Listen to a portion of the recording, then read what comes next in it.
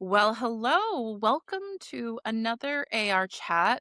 We're so lucky to be, by we, I mean Stephen Dickens and Nathan Herman, my fantastic co hosts. But we're so lucky to have Sashi Bellamkonda joining us from DC. And Sashi, tell us a little bit about yourself. I see that you are an analyst at Infotech for a number of years. I'd love to sort of make sure that we know a little more about you and those watching. It's great. I have to do some self reflection. First of all, thank you for having me. Like, I have watched some of the previous episodes of AR Chat, very engaging, very informal, and probably straight to the point, right? And plus, three of We you do. try. We try. Plus, three of you do a great job for the community in a way, questions and everything. So this is really good. I'm happy to be on the show. I wish I knew the answer of who I am because I keep changing careers very often. One thing that you won't know, it's probably not discoverable so much in the internet, is 10 years in the hotel industry, 10 years in technology marketing for large companies, going through different departments, 10 years as a serial CMO, and now 3 years as an analyst. Now, I kind of chanced upon this job opportunity and took the opportunity to become a researcher and analyst. And I'm really happy about it because I consider myself a student forever. So there's so much of learning that you can do as an analyst. And so I'm very happy to be in this position to continue to learn. Long-winded answer, Crystal, to who I am. I think it's interesting. I agree with you. I think one of the biggest criteria for me of an analyst is intellectual curiosity. Just being the opportunity to learn, the opportunity to chat to people smarter than myself on a daily basis. If I always say, if it's not that I am any smarter than anybody else, it's if you get signal from the senior leaders in big tech companies 20 hours a week, you're going to form an interesting opinion. What that opinion is doesn't kind of really matter. But, Nathan, you ran an event this week. That's why you're sort of coming to us from a hotel room at 6 o'clock in the morning. Thank you for your commitment to the podcast. But, you would have at the Meta event, all of the senior leaders would have been there, all of your sort of best and brightest technical leadership, your ELT. You would have immersed your analysts in that. I'm gutted that me and Ron weren't able to join you this time. There's always next year. But, just think about that one event and then you times that by sort of 50 events throughout the year. That's what an analyst gets to sort of engage with. And that's how we and if you're curious and you want to learn, this is a fantastic role. Intellectual curiosity, I think it's not just a foundational trait for an analyst. I think it's a foundational trait for a professional. I mean, especially in modern Yeah. analyst relations, market intelligence, Yeah. Well said. product marketing, you name it. So, Nathan, success writ large, which is why, Sashi, let's bring it back to you since you are the guest. Your background is quite telling of that, right? I would even guess that your years in the hotel business and hospitality was probably the beginning of your research and probably a foundational part of the work that you've done across the board when you're thinking about marketing sort of very, very broadly. So we always start the call by saying, how do you think this whole thing of analyst research or analyst relations kind of got started? It's all boils down to always having a opinion that you trust that isn't part of your present interaction. Like, for example, the major decisions that most people took, they would call friends and family who they thought were experts in that field. In fact, I have a 20-year-old blog on shashi.co that I recently revived. It started because people used to ask me questions about like, hey, what kind of antivirus should I put on my laptop, or what kind of laptop should I buy? Now, translate that into like, people don't call friends and family anymore because it's become a world where you can search, you can do a lot of other communication channels to do that. So it's almost like when you ask an analyst, the most important thing is not at the awareness phase, right? So it's almost at the phase where you're almost ready to pull the trigger, and then you want to ask somebody, hey, have I made a good decision by trying to go with this software, or will I get fired 6 months down the line when everything doesn't work out? So I think it's you choose who you want to trust. And I see a future. I mean, you asked about the origin, but I see a future where this is going to become even more important with the AI powered search and the neutrality and the experience. If I can just add one thing, like every search engine or answer engine has expertise and experience as a very strong signal.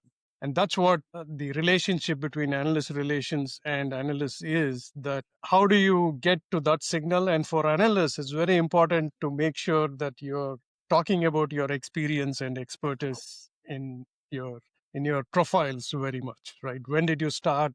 I'm probably going to be a little bit more of a early starter than probably Steven on this call. So, I mean, Steven's opinion will weigh more in answer engines than mine, unless I write a very thoughtful thing that the engines think that I'm an expert at, if that makes sense. I mean, that's a whole interesting topic around kind of how does research surface in LLMs. I think we've all understood how to sort of, I don't want to say game, but optimize for search engines.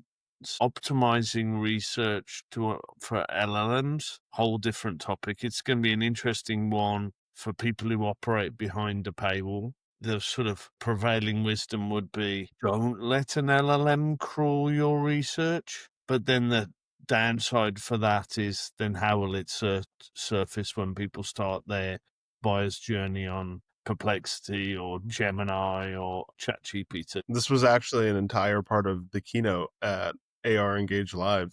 Crystal, I don't know if you want to try to summarize any of Liza's points, but Go ahead, Nathan. no, you go ahead. It's too early. I'm Nathan, caffeinated people. We're not getting a lot from Nathan today.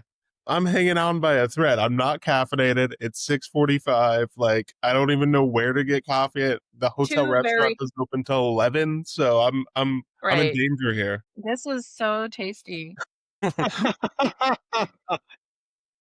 Actually, we talked a lot about what you all are talking about, which is trusted advisors. And how do you exist in today's landscape where it's not SEO anymore? It is how do you show up in these language models while you're still preserving your intellectual property and ideas? And I think, it's a balancing act, putting just enough out to illustrate the value and keeping the core pieces that is going to be relevant to your target audience. But one of the things I think we see across analyst relations and analyst work is there is no silver bullet. And so depending on the variables that your client or your prospect is facing, your advisory time will be very different.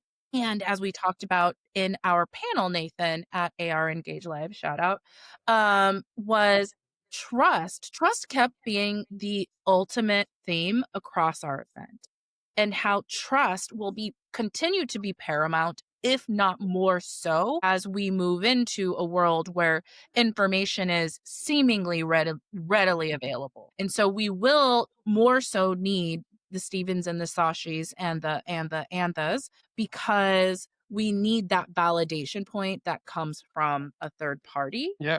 I just wanted to add excellent points, and I'm glad you had that as part of your panel discussion at AR Insights Live. By the way, everything that I've seen online about AR Insights Live was really fascinating, and it seems like a lot of people got a lot of that conference. So kudos to you and the team. Thank you. Next year, don't do it the same week as KubeCon, please. And then I can turn up. Please. I think we'll have the date out much earlier this year by popular demand across the board. Yeah, it looked a great event. It looked a great. I mean, I posted yesterday about the schedule for next year already. It's crazy. I got literally shouted out by the wonderful and delightful Maribel Lopez. Yeah. So Yes. yeah, we're definitely thinking about next year and even thinking about engaging more with analysts, right? And what does that look like? Because we're all partners in this world. And that's why this podcast exists in this type of format. That's true. But I just wanted to answer Stephen's question about like gated content and things like that. There are very clear guidelines about gated content that people don't use as best practices. And what I mean by that is usually gated content is a form, a small blurb, and download, right? Mm. But using structured data and schema, which is, I take a lot of calls on AI powered search simply because I predicted this 2 years ago. And that time everybody thought like answer engines, nobody is going to do that. And now it's become a hot topic, right? So thinking about your download page almost like a campaign. And I think analysts are good marketers and should continue to be good marketers. So that's the page where not only what's on the page is important, but it's also the kind of data behind the page that you're telling search engines and LLMs what this contains and why this is important. So I advise people to use schema.org a lot in any of the pages that they have. And that's probably the first thing people should be doing for AI powered search. Well, I think it's fascinating too. I had dinner with my former CMO, who's now CMO of Inseego, Donna Johnson, and one of the product marketers from Cradlepoint that I work with, Didi, last night. And lovely time. But we talked about the fact that marketing as we know it, especially demand gen as we know it, really is not dead, but severely hampered. And everybody has to figure out new ways of working. Everyone's going to want to over-index to try to feed the LLMs, but obviously you can't do that at the expense of reaching customers directly. So I just think it's really fascinating because a lot of traditional marketing was, let's take an analyst reprint, let's park it behind a film form, a fill form, put your info in, download it, we'll track the lead, we'll see if we can move it through the pipeline. That you can't do that anymore. I mean, I've seen that dial, and it's a dial, not a switch. I don't think it is as absolute, maybe, as you put it there, Nathan. I don't think you're wrong, but I think it's a dial. I've seen the dial of gated to ungated content turn over the last 4 years. A lot of what we used to write was to sit in the model you described, sit and be a gated asset.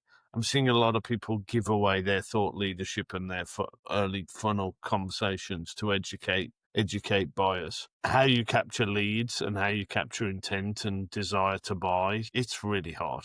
It's really hard. I always feel when I'm chatting to sort of demand personas in marketing teams, I'm always empathetic to those guys and gals who are doing that, because that's really hard work. Trying to understand the buyer's journey digitally and the fragments of data that you get. They clicked on this, they clicked on that. Being able to stitch that together into intent to sort of for sales to engage is just super hard. 100%. And where people find their information is so drastically changing too. I was talking with Matt Eastwood on LinkedIn about this. He posted about the Twitter of old. And I know you have opinions, so we're not going to get into a debate on Twitter, Stephen. Oh, really? No, you mean the site that's now known as X? How long did we call it Twitter before we changed its name? That's another pet peeve of mine. It's Twitter. Anyway, people like Twitter was a community space where everyone was at for the most part. LinkedIn seems to kind of be that, but the internet has become even more fragmented. You have some potential buyers on TikTok, you have some potential buyers on LinkedIn, and it's just, I do think it's becoming more complex to reach your customers wherever they're at, which, like you said, like is not a problem I have an answer for. And I have great empathy for demand generation teams who have to figure out how to reach their ICPs. Like, it's not easy. The everywhere all at once strategy. It's kind of trying to be focused when I think your buyers are everywhere is really hard. The biggest change that people are not talking about is what you said about buyer's journey. Google and a lot of LLMs understand that. I would say number one, Google understands it. Number two, Facebook understands it. Even if you're not going to Facebook, right? So it knows a lot about you. Now, Facebook it shows up in many different ways. Yes, that's true. WhatsApp, Meta, Waze. I mean, exactly. People don't realize like Instagram is also by Facebook, right? By Meta. Yeah. So the change that I see is not what people are going to go searching for, but what is inbound to them. Phones have become very important. You get a lot of messages in email, in probably some of the alerts you might have signed up for. And people pay more attention to that than going and searching themselves. So search is almost second, right? Like, hey, I didn't get any information on this. But every piece of news that I get is early morning when wake up and look at my phone. The first thing in the morning is We a all do it. total stream from like Google Discover or some of the alerts that I have. And to get into that kind of a thing is where content marketing comes up. Now, also think about a world where it's going to be a website-less world. It doesn't mean content-less world, but my agent is going to say like, oh, go get me the top 40 M&A news. And that's going to go to the sites that it thinks I'm interested in and brings the content back. So I'm not even interacting with the website at all. So organic traffic and all that I've seen from a lot of calls that I take has come down, but conversion hasn't, right? So you're right. It's a confusing space. People have to change. I mean, every day they have to think about like what is working, feed the human being and not the engine. And It's interesting. The service is now, I'm trying to remember the name of the company that's for analysts, that is basically an RSS feed sort of curation to be. So say if you covered compute, you'd get the feeds from Supermicro, from HPE, from Dell, from Cisco, from IBM. Are you talking about Analyst Copilot by Bruce Yeah. Daly? That's the one. Thank you, Shas. And it's interesting. We have a call literally just before this call, and the last topic is how can we use AI as an analyst team to be better at our jobs. And one of the things that we're looking at doing is kind of creating that kind of agentic flow of information so that we can structure it by practice area. Again, going back to your point, we're not going to be going on websites. Websites are going to be still needed because they're going to feed these models and feed these agentic flows. But how the information gets to the analyst, I mean, this, Crystal's a whole conversation for you guys in your day job around are people going to go to a portal or are they going to get their information agentically served? I mean, the work we're working on is how do I get an email in my inbox every morning for all the things and all the vendors that I'm interested in? How does that get? I can't shake this one thought as you guys are talking about this, and it's like driving me crazy. So bear with me. As you are all talking, it sounds like the marketing functions become broader, right? Because there's like new motions and even more strategically important. But I'm also hearing through different channels that there's a big question mark. Do we still need CMOs? So how do we like how do we reconcile that? Right? Because I mean, like, I feel like the CMO becomes even more important, but in the sense that they have to be more strategic. It can't just be, and I'm not saying it is this to any CMOs watching. This is any executive position. Like I think less administrative and maybe, just keeping the business running. And it has to be more of identifying the strategy, putting it in motion, making sure it's still working. Like I think that aspect of the business becomes even more important. I've talked to, teams from across the landscape, and we heard this at AR Engage Live again, thinking about AR as the connecting piece between GEO optimization, the analyst industry, customer intelligence in the form of peer reviews, you name it. That's great. I mean, I would love analyst relations to have that strategic importance in the business. But more realistically, I think CMOs in the future are going to have to own that full strategy from, customer reviews all the way through to how to optimize. And obviously their teams are going to go out and execute. But yeah, so I don't think the CMO is going to go anywhere. I just think that the strategy is going to be so much more important. In a lot of ways, maybe CMOs will go back to being kind of in the bushes. Well, I agree with the sentiment. I think the CMO function is even more critical now. I mean, being able to, a role that worries about brand through to demand generation, through content creation, through product marketing. You look at the functions that roll into that, communications. There's probably not a role in the ELT that is as varied. I mean, demand gens and numbers, metrics, kind of driven process, right through to brand, which is probably as creative and what your company logo looks like and how you turn up consistently. Being able to do I call it the art and the science of marketing, being able to do both equally. That's a real split brain, and a CMO that can have a strong brand and a sense of taste about what a brand should show up and how that manifests itself at conferences, how it manifests itself at events, how it manifests itself at the website, and then be able to be in a demand gen conversation and understand how search engines and LLMs are driving sort of click rates on email campaigns, be able to do both things. I'm always amazed that when you find a CMO who can do both the art and the science. Sashi, what do you think?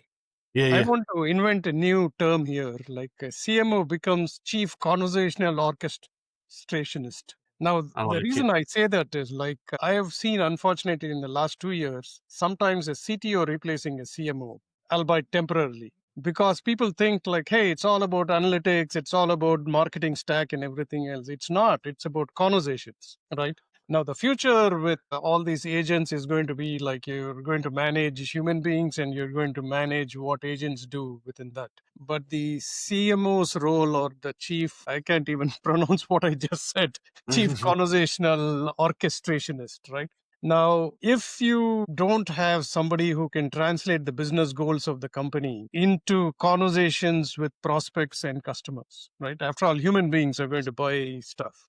And how do you manage inbound, outbound, all the activities that need to happen so that you're making sure it meets the company's goals is a very important and critical role. And I think that's what people would do. To Nathan's point, it's not going to be very like tactical. It's going to be like, hey, here is what the company wants to do, and how do we make that happen, and what do we need to put in place is probably the most important role there. Yeah. And then be able to bring that into the leadership team, into the wider ELT, trying to get your CFO and your CTO and maybe your chief legal officer worried about brand and caring about brand and being able to get them to buy into the journey that you're trying to reposition a company. That's going to be ridiculously hard. So I think going back to your original point, Christian, I'd probably push back and say the CMO role is probably becoming more vital than it is less.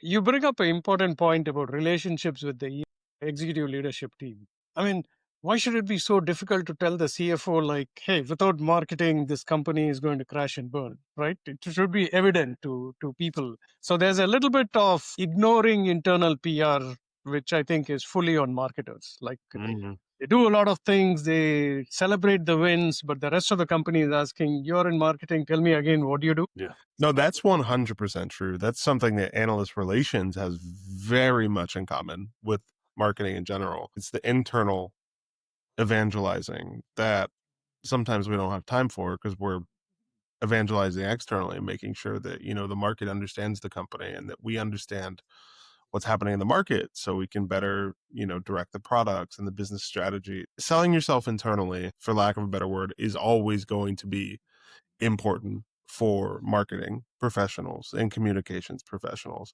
It shouldn't be that way. You're right. Like, I think it's pretty clear, like, without that function, without somebody telling the story, no one's going to know what you're bringing to market. But I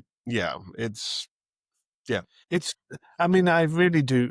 This is a consistent theme through all of these AR chats. I do feel for AR leaders because the ELT knows the magic and acknowledges the magic when it happens. If you do a great inquiry call and you help, I did one with one of my vendors this last week. We did a readout of a whole piece of work we've been working with them on for 2 or 3 months. And I got feedback from the AR Pro sort of after that it was just genuinely a home run. We did a great piece of work to help them and that's now going to form the basis for a whole piece of strategic work they're going to do in 2026. But trying to explain that magic that happens through sort of a tangible metrics is so hard. It's the entire problem. Like, I think, companies like, AR Insights and Spotlight have done a good job of trying to help add metrics to analyst relations. And marketing operations is an entire profession that's designed to do the same for marketing. How do you quantify some of the squishier stuff? How do you quantify the long tail, which is Stephen, you and I might have a conversation and nothing comes of it for 6 or 12 months, but 24 months later, you send us an inbound lead because you're talking to an end user and the pain point they described to you is like a perfect fit for what we offer. Like Yeah. those are the things that are very hard to attribute. And that is the constant problem in a data-driven world. I'm not saying data is not important, but that is one of the challenges, I think, for AR and marketing professionals. Yeah, Yeah, I 100%. can take the newbie here, even though it's 3 years, I'm still saying I'm new to this field. But think about the business that you might be losing. And the reason why I say that is like, let's say I have an opinion on a software and I haven't spoken to the company in 4 years. I'm not going to talk to this has happened in practice too. One of the notes that I wrote, a member called us, and this was going to be a very big purchase for them. So they called us after they're almost close to this.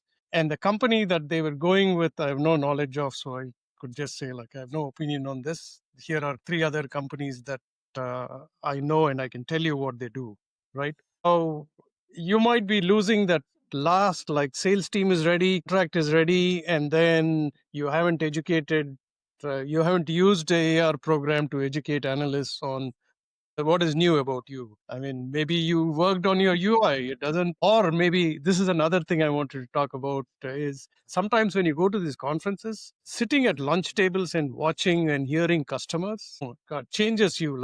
We think this UI is not good and the customers don't want anything to change because they are so passionate. They're using the software for 20 years. So any change means to them oh my God, how do I train everybody? So interesting insights. But I wanted to point out without AR, you're probably losing business. It's interesting you mentioned whenever I'm at a conference, I will try and break away from the analyst track to go and have lunch and just sit with a bunch of random customers and take a sample and go, so how are you using this stuff? Yeah. And the feedback you get is fascinating. So it's interesting that you do exactly the same.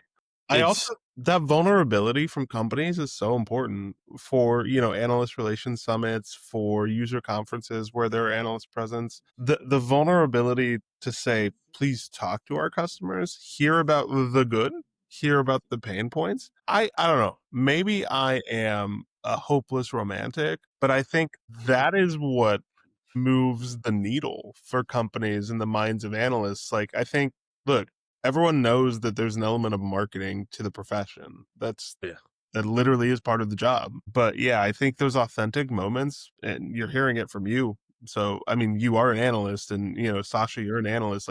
That matters. I ranted on LinkedIn. I did a briefing. I won't You mention. never do that. I never do that. But with the vendor, a huge vendor, did a briefing. I think there's about 100 of us on a call. Then they leave time for questions. Best practice, left time for questions, and a lot of time for questions. And then a few of us were asking competitive questions. And it was obvious in the chat on the side of whatever the platform was that there was competitive questions. We wrapped up, the vendor wrapped the call up 5 minutes early and refused to get into the competitive questions. And all of us, the amount of analysts that responded in my LinkedIn post, you've got to, yes, you've got to do your marketing to analysts. Yes, it's going to be a polished message. Yes, it's got to be highly curated. Yes, you want to put your best foot forward and look the best you possibly can. But we all know you compete in a marketplace where there's other people who may be better than you, that may have a feature or a function or a capability that's better than you. You've got to be prepared to answer those questions. So maybe, actually, I'll ask you that. I mean, how do you think analysts, teams, and AR pros should be thinking about that competitive landscape? I'm going to dodge and ask Sashi a different question. In an era of, executives that are trained to think up and to the right, because that is kind of what has happened, right? What would be your advice to executives who are scared of admitting our product might not be as good as a competitor's product in this way, but it's better in that way? I do think, how do you split the difference between saying you're the best, but also realizing that you have room to grow? That's a great question and a great perspective, Stephen and Nathan. The best executives actually say it even without you asking. For example, they could literally say hey, you might think our UI is bad, and I'll quote Craig Newmark on this and Craigslist. Somebody asked him, like, this is 10 years ago, like, hey, why is Craigslist UI so old? He said, I have not got a single customer asking me to change the UI. And there may be companies that are like that. So an executive going in and saying, like, look, as analysts, I understand you look at the latest startup, neat UI and everything else, and you might look at our product as not having UI, but guess what? We actually impact 41% more business to our end user customers in rural America, not much of internet connections there, right? So that actually clarifies like why a competitor's UI is much better and people think, or it could also be where, I mean, any competitive differentiation, they should actually volunteer to say like, this is our competition, here are 5 companies. We're probably worried about company X because they're doing something, but we have a roadmap in place to counter that. I think that would be a great way to position it rather than saying we don't want to talk I about think I think as analysts, and Katie Norton from IDC chimed in, this is exact. We understand the competitive landscape, and we'll be talking to those 3 or 4 other vendors in your space. So we're probably uniquely informed because we got briefed by your competitor the week before, and the week before that we got briefed by your other competitor, and I've got a briefing in 3 weeks' time by your other competitor. Not many people are actively getting briefed every. I was out at KubeCon. I think I probably spoke to every Kubernetes orchestration platform vendor in 1 week. There's not many people who are doing that. Just failing to acknowledge that competition exists is just not a good look for AR pros. How much caffeine did you use to get through that week, Stephen? 7 till 7, 2 days running. Yeah, you're alive though. Barely. You can see the bags under my. I'm glad to be at home this week, and I'm very glad to be at home next week. Yeah, I'm excited to eat a bunch of food next week. Crystal? It's kind of interesting when you talk about the CEO or anyone on the C-suite, right? And how do you resolve as an AR person that we're not going to be the best across the board, especially if you're a niche player. It's not. And it's like that's got to be one of your biggest challenges as an AR professional is recognizing like, hey, the places where we're not a leader are opportunities for growth, and the places where we're a niche player, we have to totally maximize and work on why those things are valuable and get that message across. And that's got to be hard because for the C-suite, like whatever you're doing is probably like their little baby, right? Well, Especially it's also like, are we in an era where, and I'm like overgeneralizing, companies in general, everybody wants to be everything to everyone, but Yeah. not every company needs to be everything to everyone. It is okay to be really good at this thing and not do that thing. Yeah. I mean, look at the best cars, the Audis, the BMWs, the Mercedes. I just bought my daughter a Subaru. That is not as good a car as a small BMW or a small Mercedes would be. But they weren't even on the. I agree with you. They weren't even on the criteria. Why? Because she had the requirement set that perfectly meet it. That was perfectly met by a Subaru. okay, hold on. She's a smart kid. I also love that you allowed your daughter to have requirements for a car because when I was growing up, it was like 4 wheels. Also, My children have got champagne problems, Crystal. That's part of the discussion. also, how much are you making, Stephen? Because you didn't say that those cars weren't a part of the decisioning set because they're too expensive. It's just I am the person who says they're too expensive. I was given the car that I was given when I was growing up, and the interesting conversations that I'm having with my teenage daughters about, yes, I would like this car. You would like that car. That's part of the discussion, that you would like it. Yeah. we're getting off track. I wrote in my first Rivian this week as well. Anyway, back to what you were saying about cars, please. Complete the I think metaphor. it's okay not to be the best. It's okay to not have the flashiest UI, as Sashi mentioned, or the best whiz-bang feature or the latest thing. As long as you're authentically you and you understand why and how you're going to compete whilst not being the best. As I say, stretch my car analogy, the Subarus have got scratchy plastic and the seats don't look as good and the dash is a little bit more, but it's a really solid car. It's got great engine, it's got solid four-wheel drive, and it hits a price point. And more than say that, Enterprise buyers aren't all looking for the flashiest gizmos, gadgets, and sort of latest features.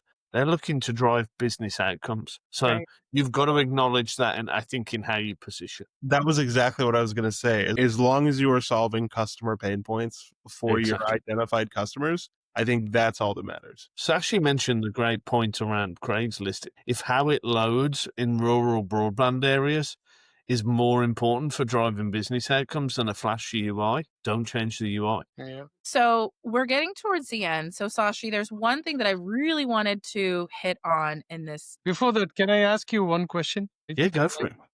One of the things that AR Insights, and this ties back to our conversation about how to get executives. I think there are a lot of hesitation among AR executives, like how do I present my viewpoint and tell the executives? Some kind of a training program or something would be great from AR Insights. What do you think?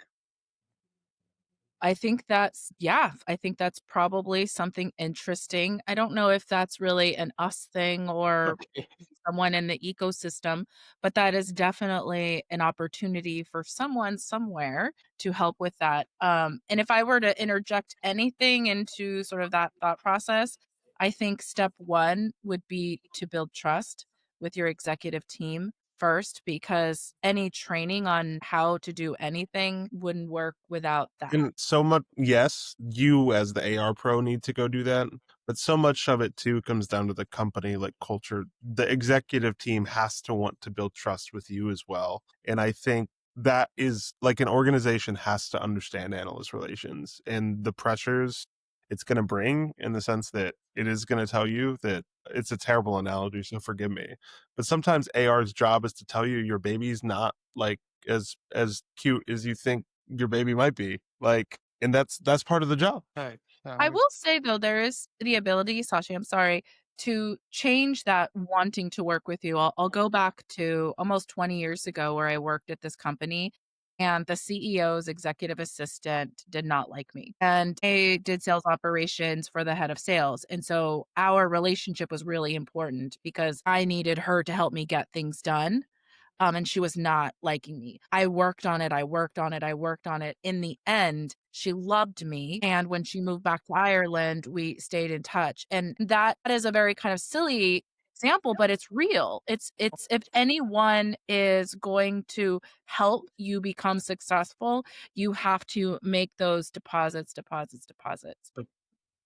Sashi, I actually wanted to close us out a little bit differently.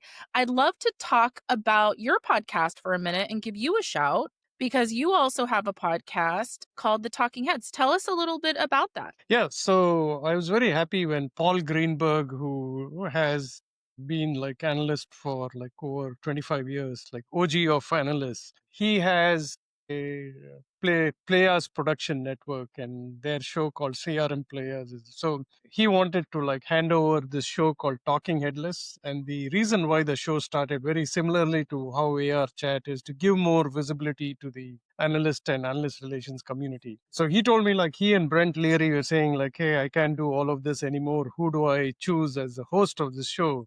I was so honored that they decided like, hey, why not ask Shashi to do the show? So since June, I do this once a month. I invite an analyst relations person and then an analyst.